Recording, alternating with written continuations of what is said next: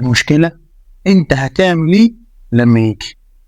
بص يا بطل، كل رامي مهما كان متمرن او كويس بيجي عليه وقت انه يشك في نفسه ويسأل نفسه: هو انا كويس؟ هو انا فعلا بتقدم؟ هو التدريب اللي انا بعمله ده فارق معايا؟ هو انا فعلا استاهل المستوى اللي انا عايز اوصل له؟ والاسئله دي طبيعيه جدا.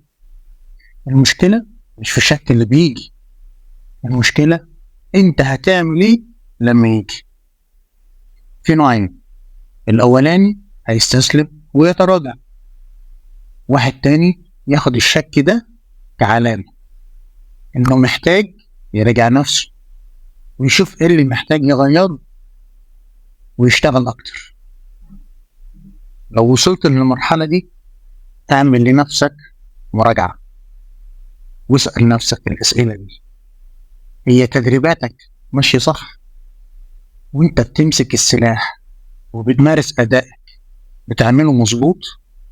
تركيزك في التمرين بيكون على اكمل وجه؟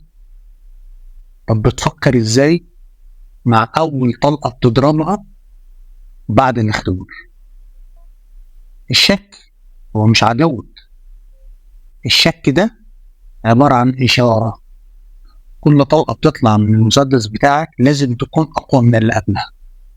كل مره بتقوم من لحظه ضعف بتقرب خطوه للقب البطل.